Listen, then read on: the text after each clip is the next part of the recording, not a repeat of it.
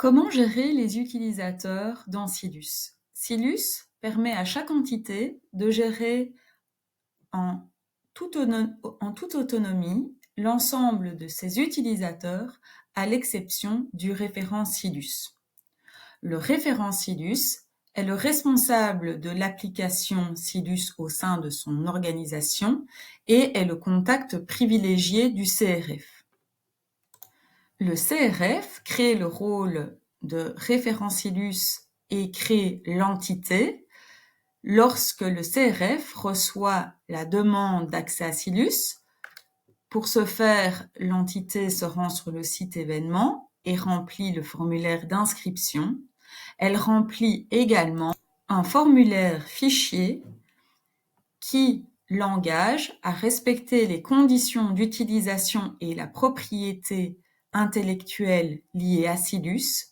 Dans ce document, l'entité renseigne la personne qui sera le responsable de l'application, c'est-à-dire le référent Silus.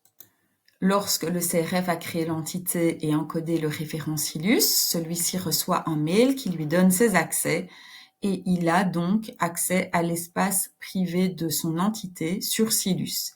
Il peut y gérer dans cet espace privé différents menus, dont le dernier, Mes utilisateurs, lui permet de gérer l'accès à Silus au sein de son organisation et d'inviter des collaborateurs à travailler avec lui sur Silus. Pour l'instant, je suis toute seule sur Silus en tant que référent Silus puisque l'entité est nouvelle, mais je vais pouvoir ajouter mes collègues en cliquant sur « Ajouter un utilisateur ».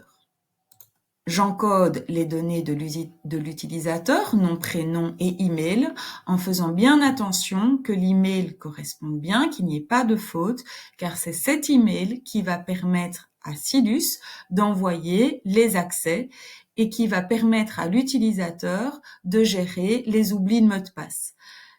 Le référent Silus n'a pas à envoyer de mails séparés en envoyant les codes ou en rappelant les mots de passe. Tout se gère automatiquement dans Silus. Le référent Silus va choisir le rôle qu'il donne à la personne. Il ne peut pas octroyer le rôle de référent Silus puisque c'est le CRF qui octroie ce rôle, mais il peut octroyer 4 rôles qui permettent donc d'affiner les droits d'accès et de gérer des utilisateurs qui n'ont pas le même rôle dans Silus. Dans le FAQ, en document, quels sont les différents rôles dans l'application, vous permet d'y voir plus clair. N'hésitez pas à l'imprimer pour l'utiliser comme support. Vous y retrouvez la liste des différents rôles, le référent Silus, qui, comme on l'a vu, a tous les droits, mais qu'il ne peut pas créer de référent Silus, et le gestionnaire, qui est un rôle qui ressemble beaucoup, car le gestionnaire a les mêmes droits, à l'exception qu'il ne peut créer de référent Silus, mais également de gestionnaire. Les autres rôles ne peuvent pas gérer les services, les paramètres personnalisables et n'ont pas accès au menu utilisateur.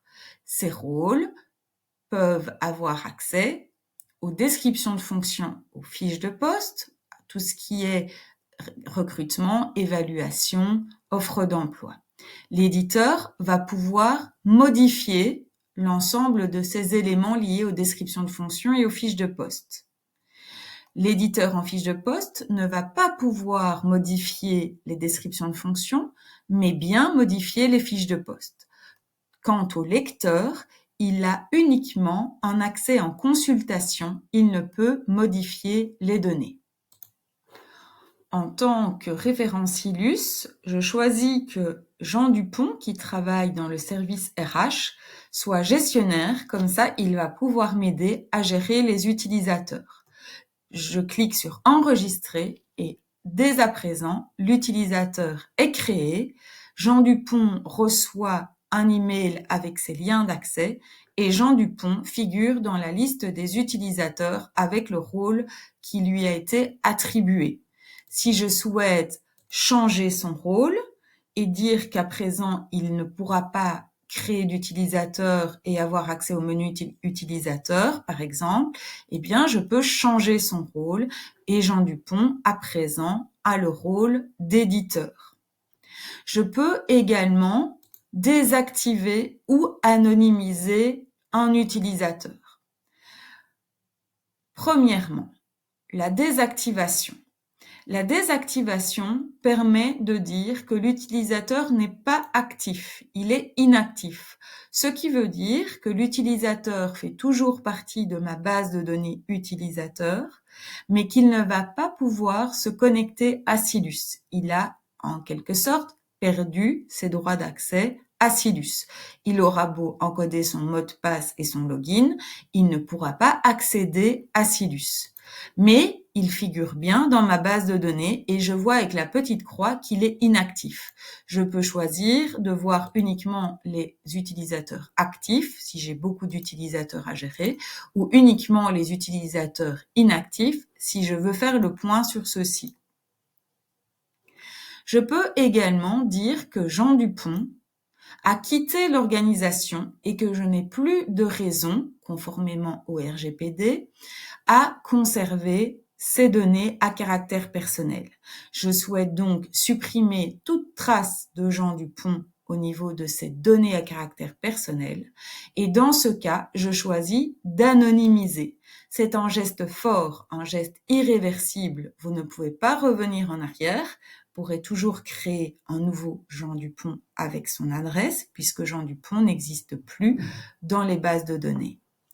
Si je confirme cette opération, nous allons voir que Jean Dupont, cette fois-ci, n'apparaît plus du tout dans les listes d'utilisateurs. Il a disparu.